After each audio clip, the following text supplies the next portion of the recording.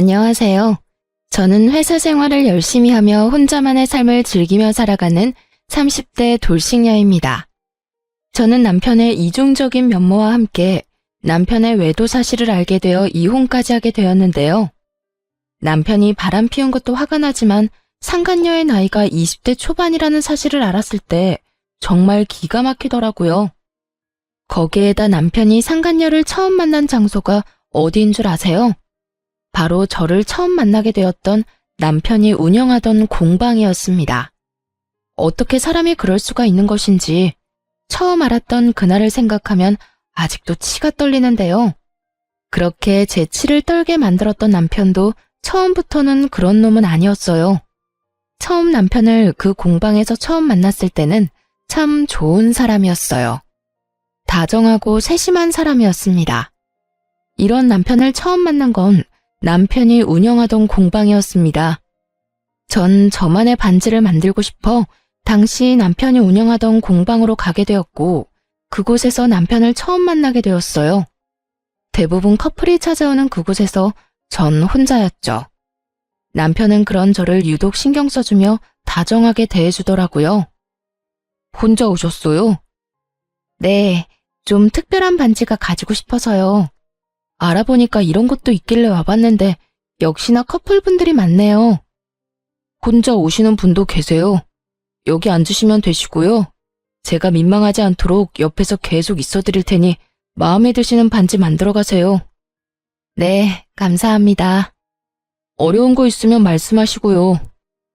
남편은 이렇듯 혼자 온 제가 민망하지 않도록 반지를 만드는 내내 저를 많이 신경 써주더라고요. 전 그런 남편이 마음에 들었고 그 뒤로도 여러 번 공방을 찾아가며 시간을 보내게 되었죠. 그렇게 저흰 시간을 보내다 특별한 인연이 되었고 그 인연으로 결혼까지 하게 되었습니다.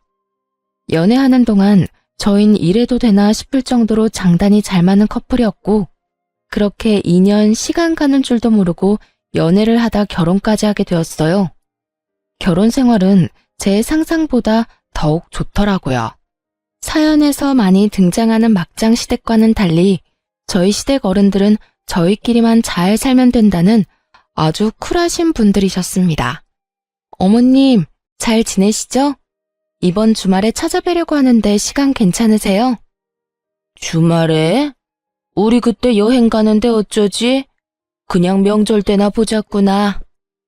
명절이요? 명절이라면 내년인데요, 어머님. 그래, 알아. 그냥 명절에나 얼굴 보고 밥이나 함께 하자는 말이지. 우린 매년 생일 때도 여행 가니 굳이 찾아올 필요 없이 연락이나 한 통 줘. 그럴 때나 전화하지 안부차 전화도 너무 자주 안 해도 돼. 그저 우린 너희끼리 잘 살기만 하면 된단다. 이렇듯 시어머니와 시아버지는 본인들이 삶을 자유롭고 즐겁게 사는 만큼 저희도 저희끼리 즐겁게 살기를 바라셨고 2명 있는 시누이들 마찬가지였었어요. 옳게 첫째 언니나 나나 우린 시댁에 시자도 싫은 사람들이야. 우리 시어머니 성질이 장난 아니라서 너무 힘들었거든. 그래서 우린 올케한테 그딴 저급한 짓 하고 싶지도 않고 우리 애 키우느라 바쁘니까 우린 신경 쓰지 않아도 돼. 가끔 좋은 일, 나쁜 일 있으면 소식이나 전해주고 살자. 알겠지? 네, 형님. 신경 써주셔서 감사해요. 신경 써준 게 아니라 우리도 정말 그게 편해서 그래. 시자 짓거리를 하고 싶지도 않고 말이야. 그리고 애 낳아봐. 애한테 신경 쓴다고 바빠. 그러니까 2 사람 알콩달콩 잘 살아.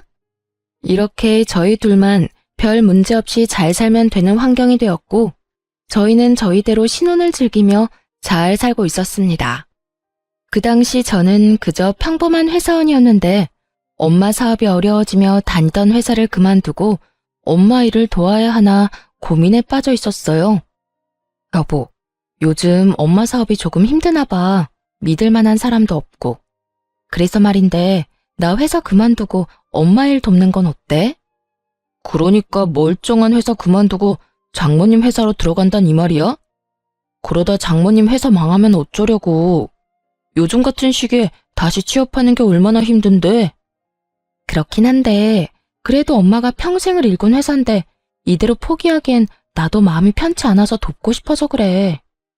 당신이 그렇게까지 말한다면 굳이 말리지는 않는데 우리 돈 관리 따로 하고 있는 거 알지? 혹시나 힘들어지더라도 나한테 뭐 바라고 그러지 마. 혹시나 생활비 부족하면 그건 내가 어느 정도 사정을 봐주긴 하겠지만 알다시피 나도 요즘 당신 도울 처지는 못 돼. 그러니까 나한테 바라지 않을 자신 있으면 회사 그만둬도 돼. 남편의 말이 섭섭하긴 했지만 냉정하게 본다면 틀린 말은 또 아니었기에 따지고 들 것도 없었어요. 알겠어. 그러면 당신은 내가 원래 내던 생활비만 잘 내면 나 편한 대로 해도 된다는 말이지? 뭐 그런 뜻이긴 하지. 정 당신이 힘들면 조금 덜 내는 건 괜찮지만 내가 우리 생활을 다 책임지는 건 힘들다는 말이야. 혹시 섭섭한 건 아니지? 섭섭하긴 당신 사정 내가 잘 아는데 뭘. 일단 알겠어. 조금 더 고민해보고 결정 나면 이야기할게. 전 알겠다고 하며 더 깊게 고민하게 되었고 고민한 결과 결국 회사를 그만두고 엄마를 돕기로 했습니다. 같은 업계 일을 했던 터라 회사 일은 금방 적응이 되었고 문제가 일어나고 있는 곳부터 차근히 문제를 해결해 나가느라 눈코 뜰 새 없는 시간을 보내고 있었어요.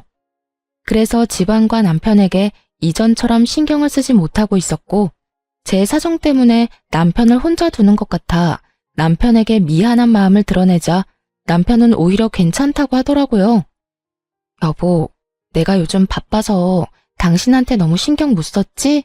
미안해. 내가 일 정리 좀 되면 당신하고 집에 신경 더 많이 쓸게. 아니야, 난 괜찮으니 당신은 장모님 회사 일에 집중해. 내가 애도 아니고 나 혼자도 잘 해내고 있어. 그러니까 그런 말 안 해도 돼? 고마워. 남편은 오히려 절 안심시켜주며 일에만 신경 쓰라고 했고 전 그런 남편 덕분에 일에 집중하며 지낼 수 있었어요. 생활비는 따박따박 잘 내고 있었기에 남편이 크게 저에게 화를 낼 일도 없었고 제가 늦는 부분도 남편이 이해를 해주니 일의 능률도 올라가더라고요. 하지만 일이 능률이 올라간다고 해서 어렵던 회사가 한순간에 좋아지지는 않아서 저는 더욱 바빠지고 있었죠. 그렇다 보니 퇴근은 점점 늦어졌고 제가 퇴근하면 늘 집에 있던 남편이 어느 순간부터 없는 날이 많아지더라고요. 일이 많이 늦어지면 9시를 넘길 때도 있었는데 남편은 11시에 들어오는 날도 생겨났어요. 여보, 요즘 당신 무슨 일 있어? 아니, 없는데? 왜? 당신도 퇴근이 늦어지길래 혹시나 무슨 일 있나 해서. 아, 집에 일찍 와도 당신이 없으니까 나도 밖에서 시간 보내다가 와. 공방 예약을 늦게까지 받는 날도 있기도 하고 친구들 만나서 저녁 먹고 들어오기도 하고 나 때문에 모였는데 밥만 먹고 들어오는 건 아니잖아. 그래서 술도 한잔하다 보니까 조금 늦을 때도 있고 그래. 그마저도 안 될 땐 혼자 밥 먹고 들어오는 거지 뭐. 아, 그래? 괜히 걱정했네. 당신도 무슨 일 있나 해서 말이야. 마누라가 매일 늦어서 우리 신랑 너무 외로워하면 어쩌나 했는데 시간 알차게 잘 보내고 있네. 그럼, 그러니까 내 걱정하지도 마세요, 사모님. 저는 저 알아서 굶지 않고 잘 지내고 있습니다. 남편은 일을 하거나 친구들을 만나며 시간을 보내고 있다고 했고 전 그런 남편의 말을 한치도 의심하지 않고 믿었습니다. 하지만 남편의 귀가 시간은 점점 더 늦어졌고 전 점점 무의식 중에 남편이 이상하다는 생각을 가지게 되었어요. 친구들을 만나는 것도 하루 이틀이지 매번 11시를 넘기는 남편이 이상해 보인 건 당연했죠. 하지만 무작정 이상하다고 생각하기엔 또 그런 것이 남편이 절 대하는 다정한 말투와 눈빛은 그대로였기에 여러모로 혼란스러운 상황이기는 했습니다. 여보, 이거 받아. 이게 웬 꽃이야? 너무 예쁘다. 오늘 무슨 날인가? 아니지? 아니야. 그냥 퇴근하고 오는데 너무 예뻐서 샀어. 당신 꽃 좋아하는데 자주 못 사준 게 미안해서. 너무 고마워. 당신 때문에 나 진짜 행복하다. 이런 남편이 또 어디 있을까? 너무 감동이야. 이 정도로 감동은 무슨? 가끔 사다 줄게. 당신 좋아하는 모습 보니까 나도 좋다. 얼른 씻고 쉬어, 피곤할 텐데. 이렇게까지 하는데 다른 쪽으로 가던 생각도 다시 돌아오지 않겠어요? 하여튼 이런 남편의 행동 때문에 저 역시 남편의 늦어지는 귀가 시간에 대해선 크게 잔소리하지 않았어요. 오히려 그땐 바쁜 저를 질책하지 않고 혼자 시간을 보내는 남편에게 고마운 마음마저 하고 있었었던 것 같아요. 그렇게 서로 바쁘게 지내던 어느 날, 남편이 할 말이 있다며 오늘 일찍 들어올 수 있냐고 물어오더라고요. 저는 무슨 일인가 싶어 급한 일만 마무리하고 집으로 돌아갔고, 남편은 저에게 조심스럽게 말을 꺼내기 시작하더군요. 여보, 다름이 아니라 나 공방을 좀 더 오픈된 곳으로 옮기고 싶어. 지금 공방은 너무 구석진 곳이라서 찾아오기도 힘들고 2층이라 오가는 사람들한테 광고 효과도 없잖아. 그래서 유동인구 좀 있는 1층으로 옮겨서 새로 개업하고 싶은데 당신 생각은 어때? 좋은데? 통유리로 하면 더 좋겠다. 오가는 사람들이 공방 안에서 뭐 하는지 궁금해서 한 번 더 시선도 갈 거고. 그런데 그런 상가는 세가 비쌀 텐데 괜찮겠어? 여유 자금이 좀 있는 거야? 정말 좋은 생각이라고 생각했어요. 남편이 운영하는 공방은 너무 외진 곳이기도 했고 건물도 낡아 저도 처음 예약을 했을 땐 선뜻 발을 들이기가 꺼려지는 부분도 있긴 했거든요. 그런 공방을 옮긴다고 하니 반대할 이유가 없었죠. 그러면서 따라오는 생각은 당연히 돈이었고 당연히 자금에 대한 계획이 있으니 말을 꺼낸 것이라 생각했는데 남편의 계획은 제 예상과는 전혀 다른 계획이었어요. 그래서 하는 말인데 장모님 상가 하나 있잖아. 그거 나한테 저렴하게 사주면 안 될까? 남편은 조심스럽게 물어왔고 저는 조금 황당했어요. 엄마가 가진 상가가 위치도 좋고 인테리어도 잘 되어 있다는 말을 지나가는 말로 딱 한 번, 그것도 연애 시절의 한 말을 아직도 기억하고 있다는 사실이 놀랍기도 했고요. 남편은 눈을 반짝이며 제 입만 바라보고 있었고 전 안타까운 사실을 남편에게 알려주게 되었습니다. 여보, 그 상가 진작 처분했어. 이번에 엄마 사업 힘들면서 상가 처분하고 회사 고비 넘기는데 다 써버렸어. 제 말에 남편은 화들짝 놀라며 짜증 섞인 투로 닥달하기 시작하더라고요. 그런 남편의 반응에 저 역시도 기분이 확 상해버렸고요. 뭐? 언제? 왜 나한테 말 안 했어? 진작 나한테 말했어야지. 난 그것도 모르고 혼자 기대했잖아. 꽤 됐지. 그런데 왜 화를 내? 우리 엄마 상가 처분하는데 굳이 당신한테 이러쿵저러쿵 다 말해야 해? 그럴 이유가 있어? 내가 언제 화를 냈다고 그래? 그냥 놀라서 언성이 좀 높아졌던 것뿐이야. 그런데 그렇게까지 힘들어? 그냥 좀 좋진 않지. 다들 회사를 위해 노력하고 있으니 좋아지겠지. 그래, 당신 이렇게까지 고생하는데 잘 풀리겠지. 좋은 쪽으로 생각하자, 우리. 남편은 어떻게 해서든 제 기분을 맞춰주려 노력하는 듯 했지만 제 기분은 도무지 나아지지 않더라고요.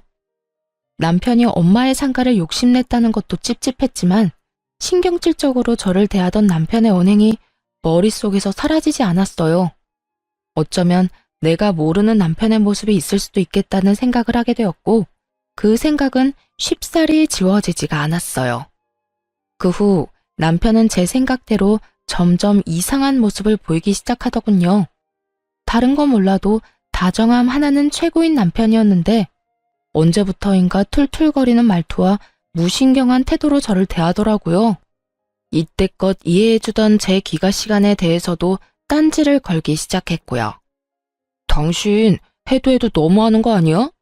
장모님 회사는 언제쯤 상황이 좋아지는 건데 언제까지 늦는 거냐고.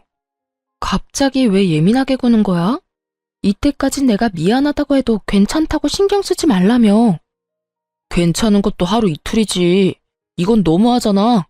집에 오면 아무도 없고 밥도 혼자 먹어야 하고 이럴 거면 왜 결혼했어? 만약 남편이 제가 집에 돌아왔을 때마다 집에 있었다면 저도 그 상황에서 미안하다고 앞으로는 더 일찍 들어오겠다고 했을 거예요. 남편의 마음을 달래주려 애썼을 거라고요. 하지만 화를 내는 남편이 저보다 더 늦는 날이 많았고 그 늦는 날의 대부분은 술 냄새를 풍기며 들어오곤 했습니다. 그런 인간이 저딴 말을 하니 참 기가 막히더라고요. 여보, 그런 말 하기 전에 당신 행동이나 똑바로 해. 어제도 그제도 나보다 당신이 더 늦은 거 몰라?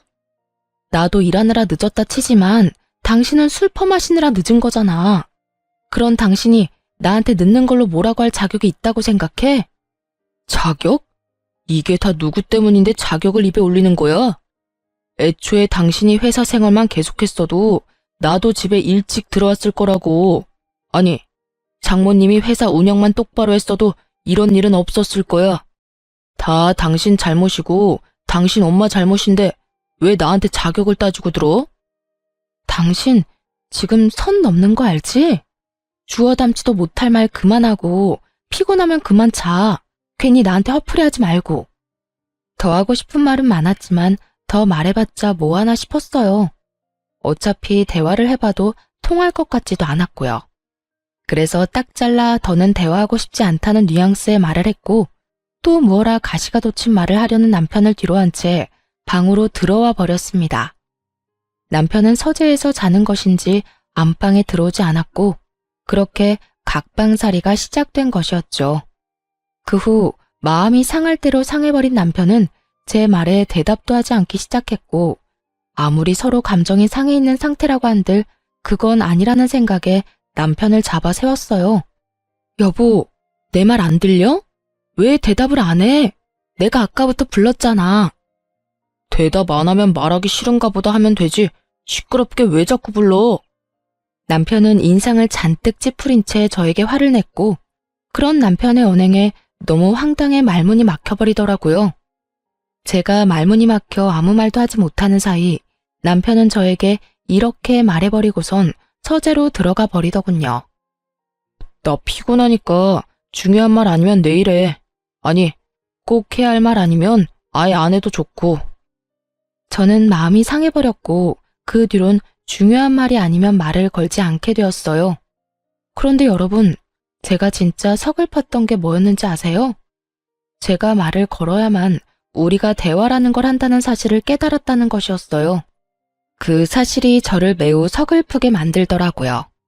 행복해지려고 한 결혼인데 어쩌다 이렇게 되었는지. 어째서 사랑하는 남자와 한 공간에 있는데 이토록 외로운 건지. 그 시절 저는 참 많이 힘들었습니다. 그러면서 이런 생각도 들더라고요. 이런 결혼 생활이 무슨 의미가 있나 하는 생각이요. 그쯤 되니 선택해야 하겠더라고요. 이대로 이혼할지 아니면 남편과 잘 지내보려 노력이란 걸 한 번 더 해볼지를 말이에요. 저의 선택은 이대로는 이혼하기보단 한 번 더 노력을 해보자는 것이었고 전 일을 하루 쉬고 도시락을 싸 남편의 공방으로 가게 되었습니다. 어쩌면 조금은 나아질 저희 관계를 상상하며 가는 내내 설레기까지 하더라고요.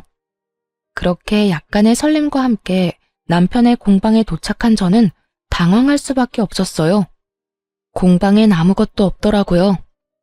남편의 공방은 이미 공실이었고 그 모든 사실을 남편은 저에게 한마디도 하지 않았던 것이었죠.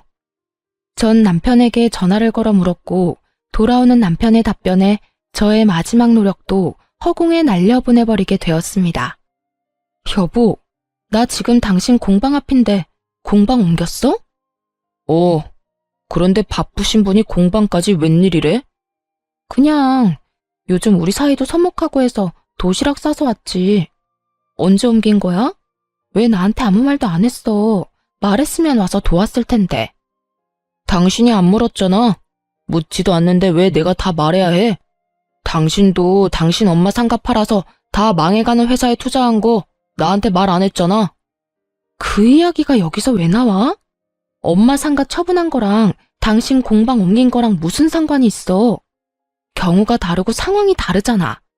엄마 상가는 엄연히 우리랑 전혀 상관이 없는 엄마 재산이라 굳이 당신한테 말할 필요가 없었던 거고, 당신 공방 옮기는 건 당신 일이니 우리 부부의 일이 될 수도 있는 부분인데 어떻게 그런 식으로 말할 수가 있어? 내가 섭섭해할 거란 생각은 안 해봤어? 못 해봤는데? 그리고 말이야 바른 말이라고. 내 공방인데 왜 우리 부부의 문제가 돼? 내 공방 내가 옮기든 말든 당신이랑은 아무 상관도 없으니까 이런 걸로 잔소리 좀 하지 마. 당신 진짜 말 웃기게 한다. 내가 언제 당신한테 잔소리를 했다고 그래? 지금 하고 있는 모든 말이 내가 느끼기엔 잔소리라고 생각 안 해? 아, 진짜 귀찮게 왜 이래 갑자기. 나한테 신경 쓰지 말고 우리 하던 대로 각자 살자 그냥.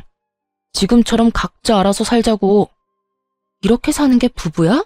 이게 무슨 부부야? 당신은 나랑 이렇게 살려고 결혼했어? 아직도 기억납니다. 울분을 토해내는 제 말에 남편은 정확히 이렇게 말하더군요. 그러면 이혼하든가. 나 바쁘니까 끊어. 그렇게 끊긴 휴대전화를 들고 텅 빈 공방 앞에서 한참을 서 있었던 것 같아요. 그렇게 가까스로 정신을 차려 집으로 돌아와 다 식어버린 도시락을 보는데 눈물이 나더라고요. 이게 다 무슨 상황인가 해서요.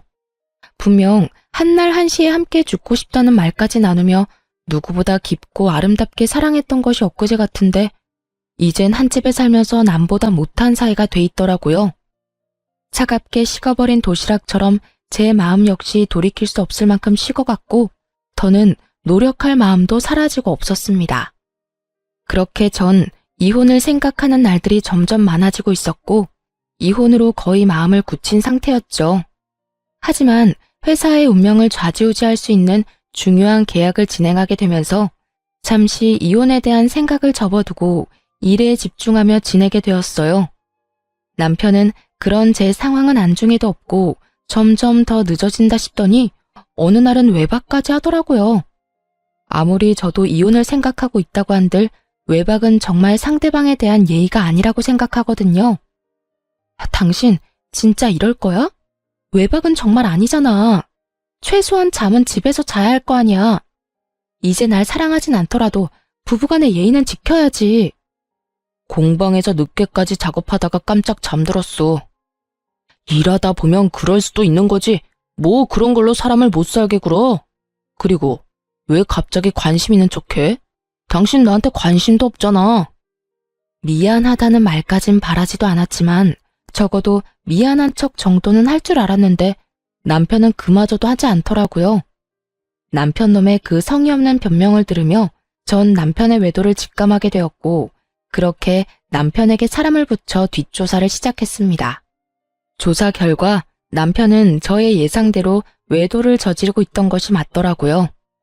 외도 사실보단 충격적인 건 두 사람이 만난 시기였어요. 남편은 저에게 꽃을 사다 주며 다정하게 대해주던 그때도 상간녀를 만나는 상태였더군요. 아마 저와 상간녀 사이에서 고민하던 남편은 친정엄마의 상가를 처분했다는 말을 듣고 친정이 아예 망해버렸다고 생각했는지 아예 노선을 상간녀에게로 정해버린 듯 했습니다. 남편분하고 상간녀는 공방에서 처음 만난 사이 같습니다. 상간녀가 운영하고 있는 블로그가 있는데 거기에 보니 남편분이 공방을 옮기기 전부터 공방에 자주 다니다가 사이가 그렇게 발전된 듯 보였어요. 블로그 주소도 보내드릴 텐데 거기 보면 처음 상간녀가 공방에 다녀온 날짜, 언제부터 두 사람이 만난 것인지, 지금은 어느 정도로 깊은 관계를 유지 중인지 다 적혀 있더라고요. 자세한 건 블로그에서 보시고 함께 있는 사진은 따로 보내드릴 테니 확인해 보시고 더 궁금한 점 있으시면 연락해 주세요. 그럼 또 연락드릴게요, 사모님. 상간녀는 별다른 직업은 없고 남편의 공방에서 주로 시간을 보내며 개인 블로그를 운영하고 있고 그 수입으로 생활을 하고 있다고 하더군요. 흥신소 직원분이 알려준 블로그를 살펴보니 그야말로 가관이었습니다. 남편의 공방을 남자친구의 공방이라고 소개하며 홍보성 글도 많이 썼더라고요. 그리고 협찬으로 제공받은 곳엔 함께 다니며 데이트를 즐기기도 했고 커플 반지를 직접 만드는 영상과 함께 사진을 올리기도 했고요. 그런 두 사람의 모습을 본 사람들은 저마다 입을 모아 잘 어울린다며 꼭 결혼하셨으면 좋겠다는 댓글들이 줄지어 달리고 있었고요. 그중 단연 눈에 띄는 것은 남편의 댓글이었어요. 자기야, 자기 너무 예쁘다. 이 사진은 유난히 더 예쁜 것 같아. 그래도 실물보단 못하지만. 우리 자기는 어쩜 말도 이렇게 예쁘게 하는지 몰라. 보고 싶다. 내가 지금 공방으로 갈 테니 기다리세요. 우리 공주님 조심해서 와요. 두 사람은 마치 처녀와 총각이 연애하는 양 사람들을 속여가며 공방을 홍보하고 있었고 곧 결혼이라도 할 것처럼 굴며 닭살을 떨어대고 있더라고요. 닭살도 그런 닭살도 없더라고요. 블로그를 다 살펴보고 흥신소에서 보내준 사진을 보는데 말 그대로 억장이 무너져 내리는 것 같더군요. 블로그엔 남편의 얼굴은 제대로 나오지 않아 그나마 이런 기분까진 들지 않았는데 제 눈으로 다정한 모습과 웃고 있는 모습을 보게 되니 눈물이 제 볼을 타고 흘렀습니다. 이혼을 결심하고 있긴 했지만 한때는 사랑했던 내 남편의 외도 증거를 제 두 눈으로 본다는 건 생각보다 더욱 괴로운 일이더라고요. 거기에다 제가 죽고 못 살 만큼 사랑했던 사람이 이 정도밖에 되지 않는 인간이었던 사실이 저를 더욱 괴롭게 만들었죠. 저와 똑같은 꽃을 안고 밝게 웃는 상간녀의 사진에선 과거 행복했던 제 모습이 떠올라 많이 울었던 것 같아요. 그렇게 저는 슬픔에 울고 허탈함에 웃기도 하며 마음을 추슬렀고 이혼을 결심하게 되었습니다. 적당한 최적의 때를 기다리면서 말이죠. 그 최고의 날을 남편과 상간녀가 만들어 주었는데 그날은 이상하리만큼 일이 술술 잘 풀려 집으로 일찍 돌아가게 된 날이었어요. 평소라면 남편 꼴이 보기 싫어 밖에서 시간을 보내고 들어갔을 텐데 그날따라 집은 또 왜 그렇게 가고 싶었던 건지 퇴근을 하자마자 집으로 가게 되었죠. 그런데 집으로 들어서니 안방에서 사람 인기척이 들려오더라고요. 어머, 자기야. 방금 문소리 아니야? 자기도 들었어? 아, 어떻게 하지? 그 여자 일찍 왔나 본데. 아, 일단 자기는 방에 있어. 내가 나가볼 테니까. 이런 대화 소리와 함께 급하게 나올 채비를 하는 소리가 들려왔고 전 굳이 더러운 장면을 보고 싶지도 않아 태연히 거실 소파에 앉아 남편이 나오길 기다렸어요. 얼마나 기다렸을까요? 머리에 까치집을 한 남편놈이 멋쩍은 표정을 하곤 머리를 벅벅 긁으면서 나오더라고요. 이 순간에도 뻔뻔하리만큼 당당한 모습일 줄 알았는데 그렇진 않은 남편놈을 보며 그나마 마지막 양심은 있는 놈이구나 싶었어요. 하지만 이런 제 생각을 비웃듯 아주 개소리를 꺼내기 시작하더군요. 당신 왜 이렇게 일찍 왔어? 항상 밤늦게 나오더니 하필 오늘 같은 날에 일찍 오고 난리야. 왜 남편놈은 입으로 오물을 뱉어내고 있는 것인지 이해가 되지 않았어요. 말 같지도 않은 헛소리를 듣는데 화도 나지 않더라고요. 그 모든 상황이 하루빨리 이혼하라는 하늘의 뜻이란 생각만 들더군요. 남편은 여전히 더럽게 머리를 긁어대며 제 눈치를 보고 있었고 전 그런 남편을 쳐다보지도 않고 이렇게 말했어요. 그러니까 말이다. 이 꼴을 보려고 오늘 일이 없었나 보네. 내가 기가 막히고 코가 막힌다 진짜. 돈이 없어? 아니면 돈이 아깝니? 어떻게 나랑 별거 하는 것도 아니고 같이 사는 집에 다른 여자를 데리고 올 수가 있어? 난 당연히 당신이 늦을 줄 알았지. 그러게 왜 이렇게 일찍 와? 하던 대로 다 늦게 들어왔으면 이런 일도 없었을 거 아니야. 방귀 낀 놈이 성낸다더니 이놈이 딱 그 꼴이더라고요. 왜 저에게 일찍 와서 이 사달을 내냐고 저에게 따져 묻는데 정말 그 어이없는 태도엔 이가 다 갈리더라고요. 어찌된 인간이 이 순간까지 제 탓을 하는가 싶어서요. 너 진짜 제정신 아니지? 지금 그걸 말이라고 하는 거야? 야, 최소한 이럴 땐 미안하다 정도는 기본으로 해야 하는 말인 줄 몰라? 그런데 뭐? 왜 일찍 왔냐고? 내 집에 내가 일찍 오는데 내가 잘못한 거니? 아니면 부부 공간에 딴 여자 데리고 온 네가 잘못한 거니? 정신 차려. 너 지금 바람 피우다가 딱 걸렸다고. 저는 남편을 몰아세웠고 그 순간 상간녀가 당당하게 안방에서 나오더라고요.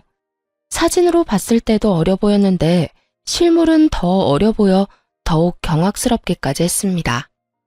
오빠, 그냥 이혼하자고 해. 어차피 이혼할 거라고 했잖아. 이런 것까지 들킨 마당에 미안하다 잘못했다 빌어봤자 뭐해? 그리고 저 언니 집안도 다 망해서 뜯어낼 것도 없다며. 그래서 공방도 오빠 빚까지 내서 옮겼고 이제 오빠 앞날 잘 될 일만 남았는데 망할 일만 남은 여자랑은 이혼해버리고 나하고 결혼하자. 난 오빠라면 이혼남이라도 괜찮으니까. 참 당돌하더라고요. 마치 저 따위는 안중에도 없다는 듯 말하는 상간녀를 보며 조용히 이혼해주면 평생 후회하겠다 싶었어요. 우선 전 두 사람을 제 집에서 내보내기로 했습니다. 당시에 살던 집은 결혼 전부터 제가 살던 집으로, 다시 말해 제 단독 명의로 된 집이었거든요. 야, 사람 면전에 두고 그런 말까지 하는 건 아니지. 어린 게 예의가 없네? 아니, 생각이 없는 건가? 아, 머리가 멍청하니 저런 놈이 이혼을 해도 받아주겠단 거겠지. 암튼 그건 내 알 바 아니고 지금 당장 내 눈앞에서 다 꺼져줄래? 누구 맘대로 내 집에서 있으래. 당장 안 꺼져? 뭐예요? 여기가 왜 언니 집이에요? 여긴 우리 오빠 집이라고 했는데? 그걸 믿냐? 네 잘난 오빠가 집 마련할 능력까진 안 돼서 내 집에서 얹혀 살고 있었단다. 이 아무것도 모르는 핏덩이야. 그러니까 나가려면 두 사람이 나가야 하지 않겠어? 오빠, 이 말이 사실이야? 나한테는 이 집 오빠 거라고 했었잖아. 당황한 상간녀는 남편을 다그치며 물었고 남편 역시 당황한 듯 말까지 더듬으며 변명을 해대기 시작하더군요. 그게 사실은 이 집은 저 여자 명의 맞아. 저 여자 집이야. 자기가 하도 기대하는 눈빛이길래 나도 모르게 거짓말이 나와버렸어. 들었지? 그러니까 좀 나가줄래? 아씨, 나가지 말라고 애원하고 붙잡아도 나갈 거니까 자꾸 재촉하지 마세요. 아, 혹시나 안방에 흘린 거 있나 다시 확인해보고. 뭐 하나라도 있으면 그것마저도 나중에 법정에서 불리하게 작용하지 않겠니? 제 말에 상간녀는 약이 바싹 오른 듯 씩씩거리며 저를 노려봤지만 한편으론 제 말이 옳다 싶었는지 안방으로 가더라고요. 전 그런 상간녀의 뒤를 따라 안방으로 갔고 안방 침대보와 이불을 걷어 상간녀에게 던져버렸습니다. 이거 챙기라고 이거. 여기 뭐가 얼마나 묻었을지 아무도 모르는데 이걸 빼놓고 가면 어째? 난 더러워서 이딴 입을 필요 없으니까 가져가서 빨아 쓰든 삶아 쓰든 알아서 해. 참고로 그거 비싼 거니까 버리지 말고 살림에 잘 보탰어. 상간녀는 몸까지 떨며 이불을 바닥에 내동댕이 쳐버렸고 남편이 허겁지겁 달려와 그 이불을 챙기더라고요. 자기야, 이 이불은 우리가 챙기는 게 좋을 것 같아. 혹시 모르잖아. 머리카락도 있을 테고. 내가 이렇게 챙기면 되니까 자기는 흥분 좀 가라앉히고 이만 가자. 갈 거야. 가면 될 거 아냐. 언니, 아니, 아줌마, 이까지 집 나가줄 테니까 남편도 없는 집에서 잘 사세요. 아줌마 남편은 내가 데리고 가서 행복하게 잘 살 테니까. 집만 있으면 뭐래? 남편도 뺏기고 이혼녀 된 마당에 평생 집이나 끌어안고 살면 되겠네. 오빠 가자. 나 배고파. 가면서 맛있는 거 사서 가자. 그래, 우리 공주 먹고 싶은 거 다 사서 가자. 끝까지 저를 기만하며 집을 떠나는 두 사람을 보며 지금 많이 행복해지리라고 생각했어요. 그 행복도 길지 않을 테니까요.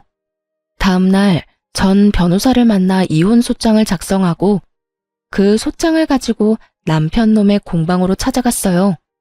일부러 때를 노리고 간 것은 아니었는데 공방에 가니 수강생들로 공방이 가득 차 있더라고요. 그 순간 정말 아무것도 하지 않았는데도 통쾌한 기분이 다 들더라고요. 그렇게 공방에 떡하니 자리를 잡자 저를 발견한 두 연놈의 얼굴이 사색이 되었죠. 당연했겠죠. 공방 안의 대부분 수강생들은 상간녀의 블로그를 보고 왔을 것이고 그 사람들은 남편과 상간녀가 불륜관계란 걸 꿈에도 모르고 있을 테니까요. 보고도 모른 척하는 두 사람에게 다가가 소장을 던져주며 이렇게 말했어요. 자, 이혼 소장. 그렇게 원하는 이혼 해줄 테니까 도장 찍어. 순식간에 공방하는 아수라장이 되었고 저는 아랑곳하지 않고 상간녀를 향해서도 한마디 해주었습니다. 네 거는 내가 아직 바빠서 작성을 못했어. 아마 우리 변호사님이 열심히 하고 있을 테니 기다려. 공방으로 보내줄 테니까. 아니면 집으로 보내줄까? 내가 네 집 주소도 알고 있거든? 이 여자가 진짜 미쳤나? 여기가 어딘 줄 알고 와서 이 난리예요. 어디긴 어디야. 어린 년이랑 바람난 내 남편이 운영하는 공방이지. 나도 네 블로그 봤는데, 야, 너 글 잘 쓰더라.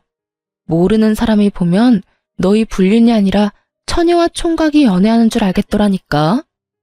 그래서 결혼은 언제 해? 나 이혼하고 나면 바로 할 거야? 청첩장 남으면 나도 보내줘. 가서 제대로 깽판 쳐줄라니까.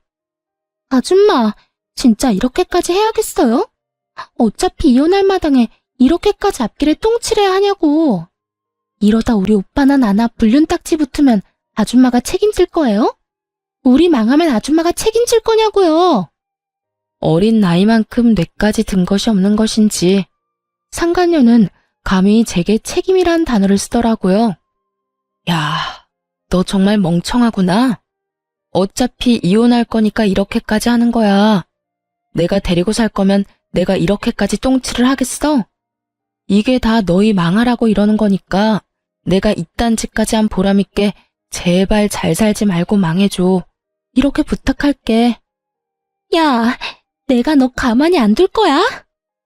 약이 오를 대로 오른 상간녀는 감히 머리라도 잡을 요량으로 저에게 손을 뻗어왔고 전 그런 상간녀의 손을 낚아채 그대로 밀어버렸습니다. 수강생이 가득한 책상으로 고꾸라진 상간녀는 저를 노려보고 있었고 전 그런 상간녀를 내려다보며 이렇게 말해주었어요. 야, 어디 유부남 꼬여낸 상간녀 주제에 본처한테 소리를 질러. 정신 못 차리지? 이럴 땐 고개 조아리고 쥐 죽은 듯이 가만히 있는 거야. 그래야 내가 복수란 걸 좀 약하게 하지 않겠어? 너 이러다 내가 머리 끝까지 화나서 네 밥벌이도 못하게 만들면 어떻게 하려고 그래? 내가 진짜 네 블로그에 똥칠 한번 해봐? 이 여자는 제 남편을 뺏어간 상간녀입니다. 하고 글 한번 써줘. 이때껏 뻔뻔하다시피 저에게 따지고 들던 상간녀는 이제야 제가 할 짓들이 겁이 나는 것인지 입을 다물더군요. 그럼 상간녀를 부축한 남편은 저에게 질렸다는 표정으로 이렇게 말했어요. 당신 꼭 이렇게까지 해야겠어? 꼭 그런 말로 어린애 겁까지 줘야겠냐고. 그냥 당신답게 쿨하게 이혼해주면 되잖아. 서로 깔끔하고 얼마나 좋아. 오늘 당신 행동은 정말 실망이야. 쿨한 이혼? 이혼하는 마당에 쿨한 게 어딨어? 입장 바꿔 생각해봐. 당신 같으면 내가 어린 남자랑 바람나서 안방에서 같이 나오는 꼴을 봤는데 쿨한 이혼이 되겠냐? 미쳤어? 당신 그만 말해. 조용히 하고 밖에서 차분하게 다시 얘기하자고. 누구 좋으라고 밖에서 조용히 말해? 그렇게 둘이 떳떳하면 감추지 말고 사람들 앞에서 진실을 다 말해줘야지. 안 그래? 보기 좋은 커플이 알고 보니 더럽고 추악한 불륜 사이였던 걸 나만 알면 안 되잖아. 왜? 이제야 쪽팔리냐? 더 말해줄까? 아, 너 우리 엄마한테 받아먹을 재산 없다며 내 앞에서 바람 피우고 다닌 것도 사람들 알아야 될 텐데. 그치? 조용히 안 해? 당신 영업방해로 신고하기 전에. 그제서야 주변에 웅성거리는 소리를 들은 남편 놈이 새하얗게 질려 말을 멈추더군요. 와, 대박 사건. 방금 들었어? 어떻게 사람이 저렇게 뻔뻔할 수 있냐? 나 같은 미안해서 얼굴도 못 들고 다닐 것 같은데. 그러게, 블로그 보고 예약했는데 이 집도 곧 망하겠네? 나 방금 그거 영상으로 찍었는데 유튜브에 올릴까? 그럼 조회수 대박 날 듯? 급기야 남편 놈은 영상을 지우라고 손님을 향해 고함을 지르더군요. 화난 손님들이 모두 자리를 박차고 일어나 이 공방에서 수업 들을 생각 없다며 환불해달라고 성화를 내고 또 어떤 손님은 몰래 경찰에 신고를 했더라고요. 아주 난장판이 따로 없었죠. 두 연놈들은 동영상에 자신들 얼굴이라도 찍힐까봐 급하게 숨기느라 애쓰더군요. 보는 눈들이 많으니 제가 계획한 대로 두 연놈의 민낯을 퍼뜨리는 데 성공했어요. 저는 여유롭게 가게를 나가며 마지막으로 경고의 말을 남기고 떠났어요. 난 너네 평생 망할 때까지 두 눈 똑똑히 뜨고 지켜볼 거거든. 그런 내가 이 정도 똥칠로 끝내준다고 하면 고마운 줄이나 알아. 공방을 나오는데 기분이 너무 상쾌하더라고요. 때마침 하늘도 청량하고 무엇보다 제 할 일은 다 했다 싶더라고요. 사람 많은 곳에서 소문도 내줬고 소장도 건네주었고 무엇보다 저 상간녀에게 한 방 먹이기도 했고요. 이후로 빠르게 이혼을 진행했습니다. 남편에게 위자료 청구는 물론이고 상간녀에게도 위자료를 청구하고 두 사람에게 위자료를 받을 수 있었어요. 22살 어린 나이에 상간녀 딱지를 얻게 된 상간녀는 블로그 운영도 하지 못하는 상태가 되었다고 하더라고요.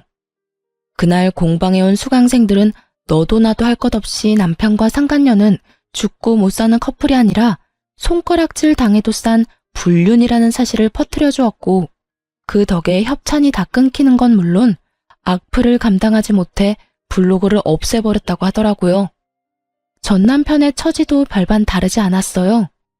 수강생분 중에 저와 비슷한 경험을 한 분이 계시기라도 한 것이었는지 아주 작정하고 소문을 내주셨더라고요.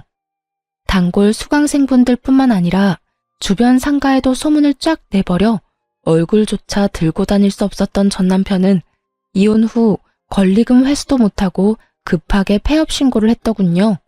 공방을 얻으면서 진 빚과 위자료 등 때문에 전 남편은 빚덩이에 앉게 되었고 상간녀 역시 본가에 들키는 바람에 한바탕 난리가 났다고 하더군요. 들리는 말엔 상간녀의 부모가 머리를 삭발에 가깝게 밀어버리고 집에서 나가지도 못하게 막고 있다고 했어요.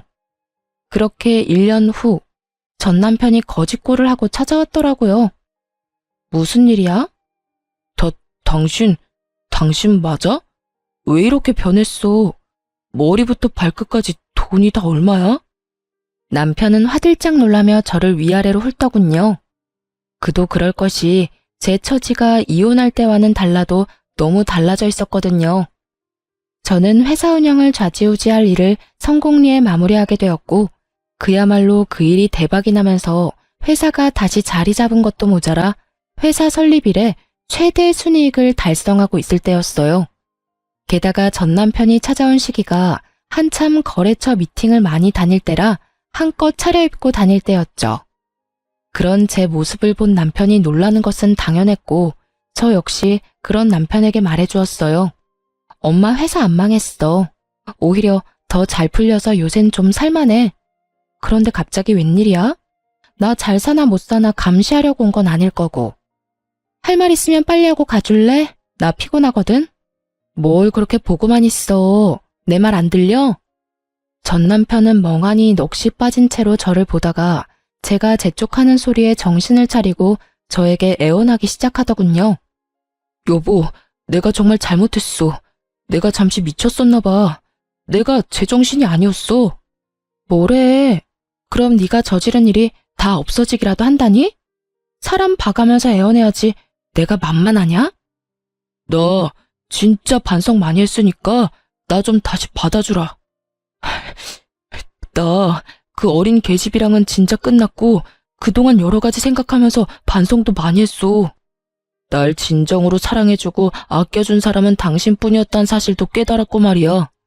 그러니까 나 한 번만 용서해주고 받아주면 내가 평생 갚으면서 살게. 당신이 하라는 건 다 하면서 당신이 시키는 건 군말하지 않고 살게. 그러니까 제발 용서해줘, 응? 정말이야? 정말 내가 용서만 해주면 내가 시키는 대로 할 거야? 제 말에 전 남편은 눈을 반짝이며 세차게 대답하더라고요. 정말이야. 그래? 그러면 용서해 줄게. 정말? 정말이지? 정말 고마워, 여보. 고마울 필요는 없고 내가 용서해주면 시키는 대로 다 한다고 했지? 난 지금 당신이 내 눈앞에서 좀 꺼져줬으면 좋겠어. 그리고 죽는 그날까지 내 눈앞에 나타나지도 말고 당신 소식 같은 건 내 귀에 들리지도 않게 해줬으면 좋겠어. 그 순간 빛나던 전 남편의 눈빛이 잿빛이 되며 저에게 더 애절하게 매달리기 시작하더라고요. 여보, 제발 그러지 말고 나 좀 용서해줘. 나 바람 피워서 이혼한 거 우리 집에서도 다 알게 돼서 정말 오갈 데도 없단 말이야. 빚은 갚아도 끝이 없고 공방도 불륜 저지른 공방이라고 소문이 나서 문 닫고 이젠 빚 갚을 돈도 없어. 그러니까 당신이 예정을 생각해서라도 나 좀 살려주라. 나랑 같이 살아주라. 제발 이렇게 빌게. 눈물까지 흘리며 애원하는 전 남편을 보는데 이대로는 안 되겠다는 생각이 들더군요. 손이 발이 되게 비는 전 남편의 뺨을 내리쳐버리곤 이렇게 말해주었습니다. 이제 와서 잘못? 용서? 웃기지 마. 너 오갈 데 없어지고 앞으로 사는 게 막막하니까 찾아와서 이딴 짓 하는 거 누가 모를 줄 알아? 너 나한테 모든 사실을 들킨 뒤에도 나한테 미안하다는 말 한마디도 한 적이 없었고 미안한 표정 한 번 지은 적도 없어. 그런 네가 이제 와서 이렇게 울고불고 한다고 내가 받아줄 거라 생각했어? 착각도 유분수다 진짜. 너 다신 찾아오지 마. 한 번만 더 찾아오면 너네 부모 불러서 너 데리고 가라 할 테니까. 알겠어? 그 후론 다신 저를 찾아오는 일은 없었고 그렇게 전 남편과의 인연도 끝이 났습니다. 여전히 저는 회사에 다니며 잘 지내고 있습니다. 혹시 전 남편이 또 찾아올 수도 있는 일이기에 집은 처분해버리고 친정에 들어와서 살고 있어요. 이혼하고 나서는 이렇다 할 연애를 해본 적이 없는 것 같아요. 딱히 연애 생각이 없는 건 아닌데 바쁘게 일에 매진하며 살다 보니 연애를 못하고 있네요. 앞으로 혹시나 좋은 사람이 생긴다면 연애할 생각도 있고 결혼할 생각도 있긴 해요. 저에게 전 남편이 나빴던 것이지 연애와 결혼 자체가 나쁜 것이라고 생각하지는 않기에 연애를 하다 미래가 행복할 것이란 확신이 있다면 결혼까지 할 생각도 있습니다. 물론 지금은 남자친구는커녕 썸남조차도 없긴 하지만요. 이로써 저의 길었던 사연도 끝이 났네요. 어떠셨나요? 잘 들으셨나요? 다들 행복하시길 바라며 저는 이만 물러가 보겠습니다. 들어주셔서 감사합니다.